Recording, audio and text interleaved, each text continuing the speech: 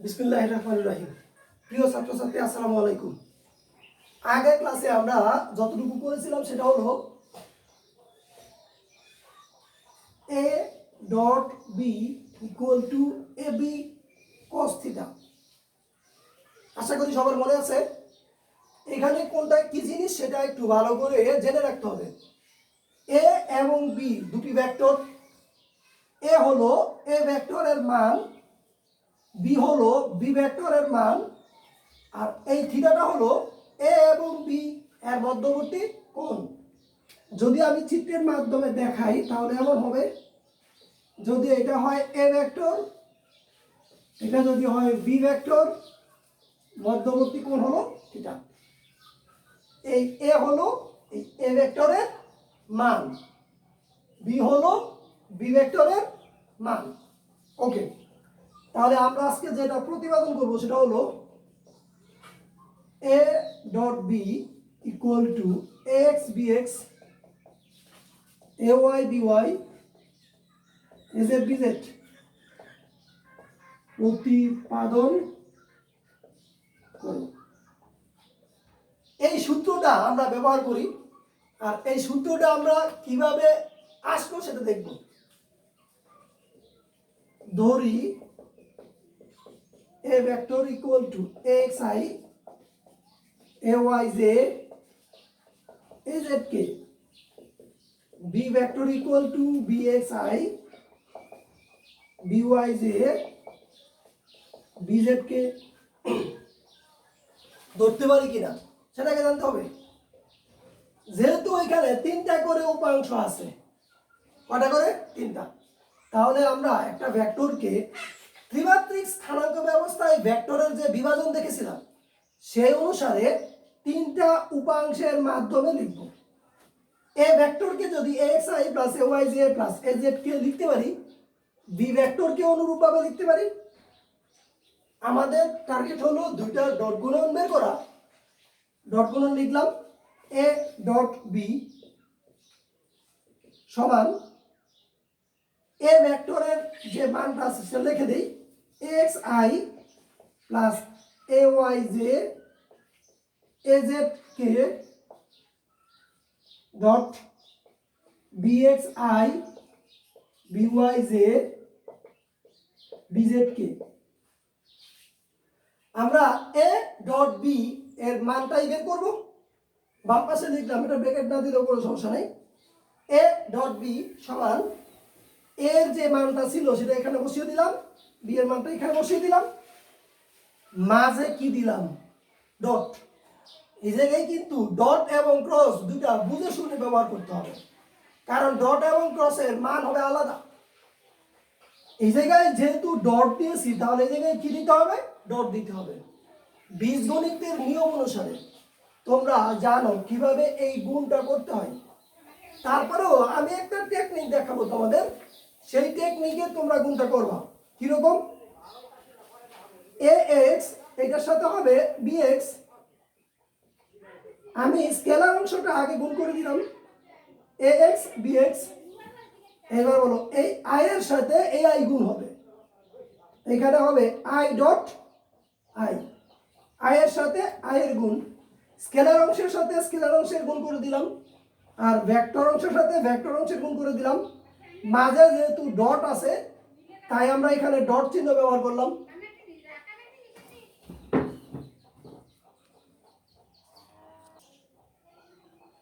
এইবার এই অংশের সাথে এই অংশের গুণ হবে, লিখলাম ax, আর এইখানে হলো by, ax এর সাথে by। এবার i এর সাথে গুণ হবে j, i ডট j। এরপরে ax এর সাথে হবে bz, ax bz i dot k। কিভাবে গুণ করেছি তোমরা আশা করি বুঝতে পেরেছো। এই x i দিয়ে তিনটাকে গুণ করলাম, স্কেলার অংশের সাথে স্কেলার অংশ, তারপরে ভেক্টর অংশের সাথে ভেক্টর অংশ গুণ করলাম, মাঝে ডট দিই। তিনটা লেখার পরে ডান পাশে যদিও আমার জায়গা আছে, আমি ডান পাশে লিখব না, আমি লিখব নিচে প্লাস। একইভাবে ay bx এই জায়গায় হবে জে, এই জায়গায় হবে আই, আগেরটা আগে পরেরটা পরে, আগেরটা আগে পরেরটা পরে মানে কি এই যেটা আগে ছিল যেটা আগে লিখলাম, এই আইটা পরে ছিল পরে লিখলাম। একইভাবে A Y B Y J dot J A Y B Z J dot K. তারপরে 3 নাম্বারটা যাই প্লাস দিয়ে আবার নিচে চলে আসবো, এই জায়গায় হবে এ জেড বি এক্স, এখানে হবে কে ডট আই এ জেড, এখানে হবে বি ওয়াই কে ডট জে, এখানে হবে এ জেড পরে হবে বি জেড কে ডট কে। এইভাবে কেন লিখলেন, কারণটা কি? প্রশ্নটা হলো কেন এইভাবে করলেন, কারণটা কি? একটু খেয়াল করলে দেখবা এখানে আই, এখানে জে, এখানে কে, ডান পাশে সবগুলো আই, এখানে আই জে কে, ডান পাশে সবগুলো জে, আই জে কে, ডান পাশে সবগুলো কে। তার মানে আমার গুণটা ঠিক আছে। যদি এইভাবে না করতাম তাহলে আমার ভালো করে চেক করা লাগতো আমার গুণটা ঠিক আছে কিনা। আর এই জায়গায় আমি দেখলে বুঝতে পারি আমার গুণটা ঠিক আছে। এই জায়গায় তোমাদের একটা প্রশ্ন থাকতে পারে যে এই জায়গায় জে ডট আই লিখলাম, আগেরটা আগে পরেরটা পরে, যদি আমি উল্টায় লিখতাম আই ডট জে লিখতাম তাহলে কি হইতো? এই জায়গায় তেমন কোনো সমস্যা হতো না। কিন্তু যদি আমি ক্রস গুণন করি, এই জায়গায় ক্রস গুণনের বেলায় আগেরটা আগে পরেরটা পরে লিখতে হয়। কেন লিখতে হয় সেটা ক্রস গুণনের সময় আমি ব্যাখ্যা করব। যেহেতু একই নিয়ম আমি সব জায়গায় ব্যবহার করব, তাই যেভাবে শিখাইছি একইভাবে পরেরটাও করব, কোনো পার্থক্য থাকবে না। ওকে, এর পরের লাইনটা লিখব। পরের লাইনটা লেখার আগে তোমাদের সাথে আমার একটু কথা আছে। কথাটা হলো এমন, এ ডট বি সমান হলো এ বি কস থিটা। আবারও মনে করিয়ে দিই, এ বি হলো দুইটা ভেক্টর, এ হলো এ ভেক্টরের মান, বি হলো বি ভেক্টরের মান, থিটা হলো এ এবং বি দুইটার মধ্যবর্তী কোণ। এইবার যদি আমরা এখানে আই ডট আই লিখি, দুইটা একক ভেক্টর, আই একটা একক ভেক্টর, আই আরেকটা একক ভেক্টর, দুইটাই আই, তাহলে এই ঘটনাটা কি ঘটবে আমি একটু চিত্র এঁকে দেখাই তোমাদের। এটা ধরলাম আই, এটা হলো জে, আর এটা হলো কে। এবার এইটার নিয়ম অনুসারে এখানে লিখবো। তোমরা আমাকে বলো, এ ভেক্টরের মান যদি এ হয় আর আই ভেক্টরের মান কি হবে? আই হবে। এই উত্তরটাই ভুল। আই মানে হচ্ছে একক ভেক্টর, আর একক ভেক্টর মানে হলো মান হবে 1। পৃথিবীতে যত একক ভেক্টর আছে সকল একক ভেক্টরের মান হচ্ছে 1। তুমি যেখানেই যাবা যদি কোনো জায়গায় শোনো একক ভেক্টর, তাহলেই বুঝবা সেটার মান হচ্ছে 1। সেটা কি দিয়ে প্রকাশ করলো সেটা আমার দেখার বিষয় না, একক ভেক্টর মানেই মান হবে 1। তাহলে এই আই এর মান হবে 1, এই আই এর মান হবে 1। এইবার এই জায়গায় cos থিটার মান কয় ডিগ্রি হবে? থিটা এর মান কয় ডিগ্রি হবে সেটা বুঝে বলতে হবে, না বুঝে বললে কোনো লাভ নেই। আই যদি এক্স অক্ষ বরাবর হয়, পরের আইও এক্স অক্ষ বরাবর, দুইটা যদি একই অক্ষ বরাবর হয়, অর্থাৎ দুইজনেই যদি দক্ষিণ দিকে যায়, তাদের মধ্যবর্তী কোণ নাই, তাদের মধ্যবর্তী কোণ হচ্ছে 0 ডিগ্রি। তাহলে আমি দিব এখানে 0 ডিগ্রি, 1 এর সাথে 1 গুণ করলে 1, cos 0 ডিগ্রি মান হচ্ছে 1, cos 0 ডিগ্রি মান কত? 1। তাহলে i ডট i মানে হচ্ছে 1। এবার আমরা দেখব জে ডট জে কত হয়। বলো জে ডট জে কত হবে? 1। জে এর মান 1, এই জে এর মান 1, cos হবে 0 ডিগ্রি। কেন? দুইটাই y অক্ষ বরাবর, দুইটাই y অক্ষ বরাবর, তাহলে এই জায়গায় হবে 1। কে ডট কে সমান হবে 1। রেডি? কে ডট কে এর মান কত হবে? 1। ওকে, তাহলে আমরা যে সিদ্ধান্ত নিলাম সে সিদ্ধান্ত হবে এমন, দুইটা ভেক্টর যদি একই রকম হয় একক vector, I I J J K K, তার মান হয়ে যাবে কত 1। এইবার যদি দুইটা ভিন্ন হয়, দুইটা যদি আলাদা হয় কি হবে? একটা দেখি আই ডট জে, এই আই এর মান হবে 1, এই জে এর মান হবে 1, cos কয় ডিগ্রি হবে? আই হলো x অক্ষ বরাবর, জে হলো y অক্ষ বরাবর। তো x অক্ষ বরাবর আই, y অক্ষ বরাবর জে, এই আই এবং জে দুইটার মধ্যবর্তী কোণ কয় ডিগ্রি? 90 ডিগ্রি। তাহলে আমরা এখানে বসাবো 90 ডিগ্রি। cos 90 ডিগ্রি মান কত? cos 90 ডিগ্রি মান হলো 0। সিদ্ধান্ত, দুইটা যদি একই রকম ভেক্টর হয় তাহলে দুইটার গুণফল হবে 1। দুইটা যদি ভিন্ন রকম ভেক্টর হয়, হোক I J, J K, K I, যাই হোক, দুইটা ভিন্ন হলেই তাদের মধ্যবর্তী কোণ হবে 90 ডিগ্রি। কয় ডিগ্রি? আর cos 90 ডিগ্রি মান হবে 0। তাহলে আমি যদি উল্টা পাল্টা যাই লিখি, J dot K 0, K dot I কত হবে? 0। দুইটা ভেক্টর একই রকম যদি হয় তাহলে তাদের ডট গুণন হবে 1। যদি দুইটা ভেক্টর আলাদা হয়, একক ভেক্টর, তাহলে তাদের ডট গুণন হবে 0। এই মানগুলো আমরা এখন এই জায়গায় বসাবো। আই ডট আই এর মান কত? 1। ax bx এখানে হবে 1। আই ডট জে এর মান কত? 0। 0। আই ডট কে মান কত? 0। জে ডট আই মান কত? 0। জে ডট জি মান কত?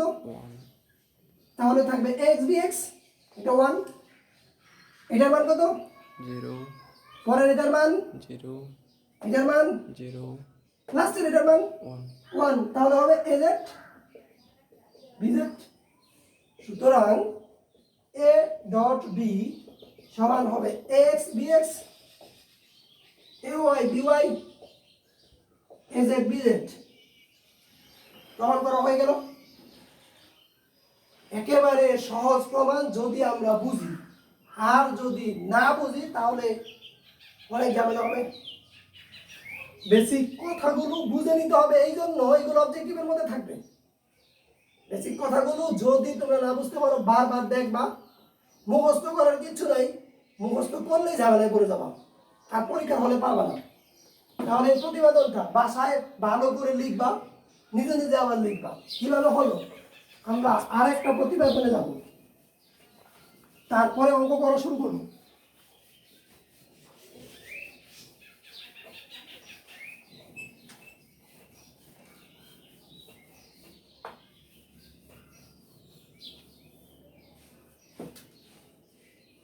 a equal to root over ax square plus ay square plus az square। প্রতিবেদনটা করব সহজ। আমরা জানি a ডট b সমান ax bx, ay by, az bz। আমরা সবাই জানি, একটু আগে করলাম a ডট b সমান ax bx plus ay by plus az bz। এখন a ভেক্টর ইকুয়াল টু যদি v ভেক্টর হয়, a v দুটো ভেক্টর ছিল, যদি a ভেক্টর আর b ভেক্টর যদি সমান হয় তাহলে আমরা লিখতে পারি a ডট a, এখানে a জায়গায় a, b এর জায়গায় কি লিখলাম a, b সমান তো a লেখা যায়। তাহলে এই জায়গায় x রয়ে গেল, bx এর জায়গায় হয়ে যাবে x, এই জায়গায় হবে ay, ay, az, az। এইবার আমাকে বলো a ডট b সমান কি জানি আমরা ab cos theta। cos theta। a ভেক্টরের মান ছিল a, তাহলে এই জায়গায় a ভেক্টরের মান হলো a, পরেরটাও a ভেক্টর, এটার মান হবে a, এবার দুইটার মধ্যবর্তী কোণ কয় ডিগ্রি? এ ভেক্টর। 0 0 আমি বললাম এটা উপরের দিকে, পরেরটাও এ ভেক্টর, তাহলে সেটা উপরের দিকে হবে। 0 ডিগ্রি এ ভেক্টরের দিক যদি উপরের দিক হয়, পরের এ ভেক্টরের দিক হবে উপরের দিক, তাহলে এটা একই দিকে, মধ্যবর্তী কোণ হবে 0 ডিগ্রি। cos 0 degree. ডান পাশে হবে ax square ay square az square. স্টুডেন্টরা আমাকে বলে স্যার এই জায়গায় একটু ভুল হয়েছে। কি হয়েছে? a স্কয়ার x স্কয়ার হওয়ার কথা ছিল, আপনি এই কথাটা রাখলেন না। এরকম হবে না, মনে রাখতে হবে, এটাকে বলা হয় সাফিক্স। এরকম বড় যদি হয় a, ছোট করে হবে x। এই x দিয়ে বোঝায় এর মান x অক্ষ বরাবর। তার মানে এখানে a x দুটো মিলে একটা জিনিস, আলাদা কোনো জিনিস এই জায়গায় নাই, আলাদা কোনো জিনিস এই জায়গায় নাই। তাহলে এখানে হবে a x square a y square a z square.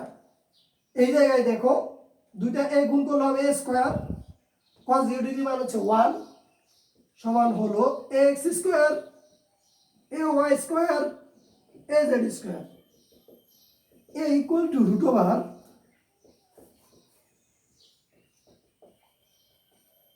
দুইটা প্রতিবেদন শেষ হয়ে গেল।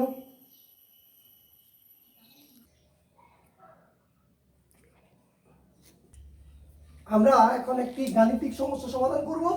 সেটা দেখো, a vector equal two 3i minus 2j plus 4k এবং b vector equal two 2i minus j minus k যদি হয়, তাহলে a ভেক্টরের মান বের করতে হবে, b ভেক্টরের মান, a ডট b এর মান, a ও b এর মধ্যবর্তী কোণ, তারপর হচ্ছে a এর দিকে b এর লম্ব অভিক্ষেপ, b ভেক্টরের দিকে a ভেক্টরের লম্ব অভিক্ষেপ। এই অঙ্কগুলো ছোট ছোট অঙ্ক, বেসিক জিনিস বুঝানোর জন্য এই অঙ্কগুলো করা। পরীক্ষায় কি আসবে সেটা এখন চিন্তা করার দরকার নেই, আমাদের দরকার হলো বেসিক জিনিসগুলো এখন বুঝা। পরীক্ষায় কি আসবে সেগুলো চিন্তা করার জন্য অনেক সময় বলা যাবে। এ ভেক্টরের মান বের করতে হবে। কিভাবে বের করব? এক নাম্বার, আমরা জানি a equal to root over ax square ay square az square জানো। এবার এ ভেক্টরের মান বের করতে হলে এই যে a ভেক্টর, এখানে i এর সাথে যেটা থাকবে সেটা হলো x,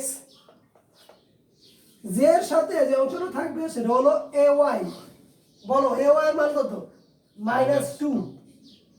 k এর সাথে যে অংশটা থাকবে সেটা হলো az। এইবার যদি আমি মানগুলো বসাই, x এর মান কত? 3 স্কয়ার। এবার ay এর মান কত? -2 হোল স্কয়ার। তারপরে প্লাস দিলাম, az এর মান কত? 4 স্কয়ার। কত হয়? 9 প্লাস 4 প্লাস 16 29 রুট ওভার 29 হয়ে গেল এর মান। অনুরূপভাবে তোমরা বি এর মান বের করতে পারবা। 2 নাম্বার বি এর মান বের করবা। বি এর মান কত হবে? bx square 6। 2 গুণে 4 মাইনাস 1 স্কয়ার মানে হচ্ছে 1, মাইনাস 1 স্কয়ার মানে হচ্ছে 1, তাহলে হবে 6। দুটো অঙ্ক শেষ। 3 নাম্বার, a ডট b সমান কত বের করতে হবে। 3 নাম্বারে আমরা জানি a ডট b সমান হলো ax bx plus ay by az bz। তোমরা আমাকে বলো ax এর মান কত? 3 3 গুণ bx এর মান কত? 2 2 প্লাস ay এর মান কত? -2 -2 by এর মান কত? -1 -1 az এর মান কত? 4 4 bz এর মান কত? -1 -1। তোমাদের একটা প্রশ্ন আছে এই জায়গায়, স্যার এই জায়গায় যে ক্রস চিহ্ন ব্যবহার করলেন, যদি দুইটাই স্কেলার হয় তাহলে ক্রস দিলাম নাকি ডট দিলাম এগুলো দেখার বিষয় না। আর আমি এই জায়গায় ক্রস চিহ্ন ব্যবহার করলাম কারণ মাইনাস টেন আছে তো, এই জন্য এই চিহ্নটা ব্যবহার করলাম। দুইটা স্কেলার হলে ক্রস দিলাম নাকি ডট দিলাম কোনো সমস্যা নেই, কিন্তু এই পাশে চিহ্ন ঠিক রাখতে হবে, ডট। এবার এখানে 6 প্লাস 2 মাইনাস 4, রেজাল্ট হবে 4। তাহলে এইটাও হয়ে গেল। এবার হচ্ছে এ ও বি এর মধ্যবর্তী কোণ বের করতে হবে। 4 নাম্বার,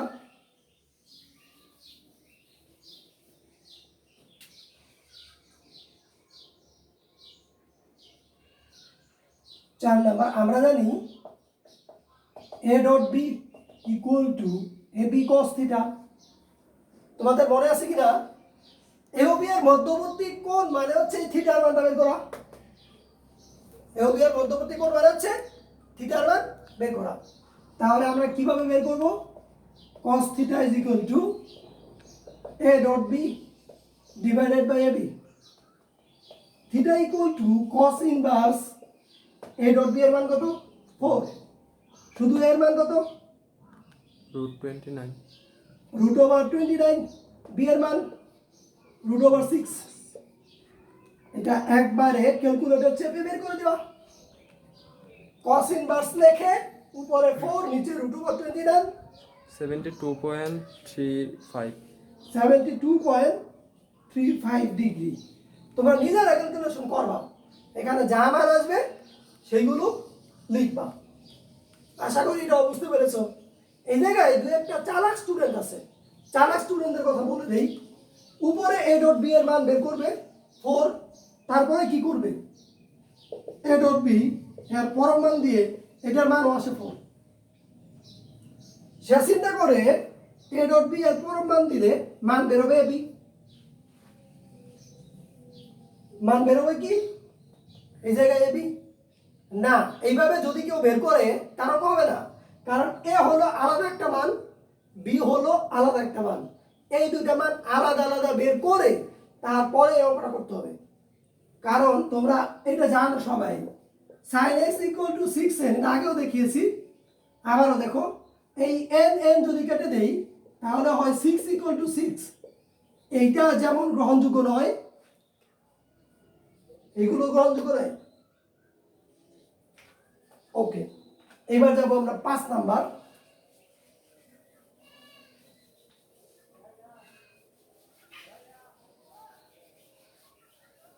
পাঁচ নাম্বার অঙ্কটা একটু ভালো করে বুঝে নিতে হবে, কারণ 5 নাম্বার পারলে 6 নাম্বারটা আমরা পারবো। এ ভেক্টরের দিকে বি ভেক্টরের লম্ব অভিক্ষেপ। আগে আমাদের জানতে হবে লম্ব অভিক্ষেপ কি। মনে করো এটা হলো এ ভেক্টর আর এইটা হলো বি ভেক্টর। এ ভেক্টরের দিকে বি ভেক্টরের লম্ব অভিক্ষেপ, লম্ব অভিক্ষেপ আর লম্ব উপাংশ দুটো একই জিনিস। লম্ব অভিক্ষেপ আর লম্ব উপাংশ দুটা একই জিনিস। আমি যদি বি ভেক্টরের শীর্ষবিন্দু থেকে এ ভেক্টরের উপরে লম্বটা নিই, তাহলে এ ভেক্টর বরাবর যতটুকু অংশ ছেদ করে, এটাকে যদি আমি এক্স দিয়ে প্রকাশ করি, এটাকে বলা হয় লম্ব অভিক্ষেপ। বিভিন্ন জন বিভিন্নভাবে এটাকে ব্যাখ্যা করে। যদি তুমি এটা একটা লাঠি নাও, লাঠির উপরে একটা লাইট ধরো, তাহলে এই লাঠির যতটুকু ছায়া পড়বে, এতটুকু একটা ছায়া পড়বে, এই ছায়াটাকে বলা হয় লম্ব অভিক্ষেপ। আমি যেটা বলি সেটা হলো এ ভেক্টর বরাবর বি ভেক্টরের কতটুকু কার্যকর সেটাই হলো লম্ব উপাংশ। লম্ব উপাংশ কেন বলা হয়? বি ভেক্টর থেকে এর উপর লম্ব টানলে যতটুকু অংশ ছেদ করে সেই অংশটাকে বলা হয় লম্ব উপাংশ। আবারও বলি, এ ভেক্টরের বরাবর বি ভেক্টরের লম্ব টানলে যতটুকু অংশ ছেদ করে তাকে বলা হয় লম্ব উপাংশ। যদি এই কোণটা হয় থিটা, তাহলে এটা হলো বি আর এটা হলো এক্স। তাহলে আমরা জানি cos theta is equal to ভূমি বাই অতিভুজ। সুতরাং x equal to b cos theta. তাহলে আমরা কিসের মান বের করব? বি কস থিটা এর মান বের করব। মনে রাখতে হবে কার লম্ব অভিক্ষেপ, এখানে বলেছে বি এর লম্ব অভিক্ষেপ, যার লম্ব অভিক্ষেপ তার কস থিটা বের করতে হবে। যার লম্ব অভিক্ষেপ তার কি বের করতে হবে? যদি বলতো এর লম্ব অভিক্ষেপ তাহলে এ কস থিটা বের করতে হতো। যদি বলতো এনায়েতের লম্ব অভিক্ষেপ তাহলে এনায়েত কস থিটা বের করতে হলো। যদি বলতো হাসানের লম্ব অভিক্ষেপ তাহলে হাসান কস থিটা বের করতে হবে। মনে রাখার উপায়, যার লম্ব অভিক্ষেপ তার কস থিটা বের করতে হবে। দুইভাবে করা যায়, আমি দুইভাবেই দেখাচ্ছি তোমাদের। আমরা জানি a dot B equal to A B cos theta. তাহলে আমরা কি বের করব? বি এর লম্ব অভিক্ষেপ তার মানে বি কস থিটা বের করব। আমরা লিখব B cos theta equal to A dot B divided by A, কারণ এটা তো আমরা বের করব, বি কস থিটা এর মান আমরা বের করব, কারণ বি এর লম্ব অভিক্ষেপ বের করতে বলেছে। তাহলে বি কস থিটা আমরা বাম পাশে রাখবো, এখানে হলো 4 আর নিচে হলো 29। কত হয়? 0.74 74। বি কস থিটার মান যদি কোনো একক দেওয়া থাকে আমরা একক ব্যবহার করব, যদি একক দেওয়া না থাকে আমরা এইভাবে লিখে দিব, অথবা একক লিখে দিতে পারি, একক। একইভাবে যদি আমি 6 নাম্বার বলি, 6 নাম্বার হবে আমরা জানি a dot b equal to ab cos theta। কার লম্ব অভিক্ষেপ?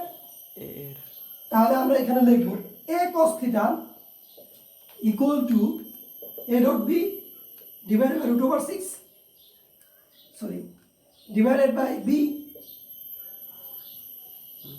এরপরে এই জায়গায় 4 divided by root over 6 equal to 1.64 1.64 একক লিখতে পারো লম্ব উপাংশ। একটা পদ্ধতি দেখাইলাম, আর একটা পদ্ধতি হলো এক্স অক্ষ বরাবর যে লম্ব বিক্ষেপ সেটাকে যদি আমি এক্স দিয়ে প্রকাশ করি তাহলে বি কস থিটা, কার লম্ব বিক্ষেপ বি এর, বি কস থিটা এর মান, এখানে বি এর মান হচ্ছে √6 cos কয় ডিগ্রি বের হয়েছিল? 72 পয়েন্ট সামথিং। যেই কোণটা বের হয়েছিল সেই কোণটা যদি আমি এখানে বসিয়ে দেই তাহলে এই একই মান আসবে।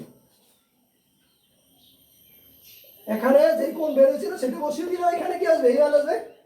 আবার যদি অন্যভাবে আরেকটা বলি, x prime is equal two a cos theta, এখান থেকেও a b এর লম্ব বিক্ষেপ বের করা যাবে। তোমাদের আমি এবার একটা এইচডব্লিউ দিব, এইচডব্লিউটা করে রাখবা, পরের দিন আমি নতুন আরো কয়েকটা নিয়ম দেখাবো, সেই অঙ্কগুলো তোমাদের করতে দিব। 4 minus 3 2 2 minus 3 minus 2, শুধুমাত্র ডিজিটগুলো চেঞ্জ করে দিলাম, প্রশ্নগুলো একই থাকবে। এই অঙ্কগুলো সবাই করে রাখবা, ধাপে ধাপে পড়বা, মাঝে মাঝে থেকে লেকচার কখনোই দেখবা না। লেকচারের যে ধারাবাহিকতা আছে, প্লে লিস্ট আছে, প্লে লিস্টের অধ্যায় ভিত্তিক আলাদা করে লিস্ট করে দিয়েছি, সেই লিস্ট ধরে ধরে ধারাবাহিকভাবে খাতায় উঠিয়ে উঠিয়ে পড়বা। আশা করি মোটামুটি বুঝতে পারবা, সবকিছু ভালো বুঝতে পারবা এরকম বলা যাবে না, তবে মোটামুটি অনেকটা ধারণা তোমরা পেয়ে যাবা। সবাই ভালো থাকবা, সুস্থ থাকবা, আল্লাহ হাফেজ।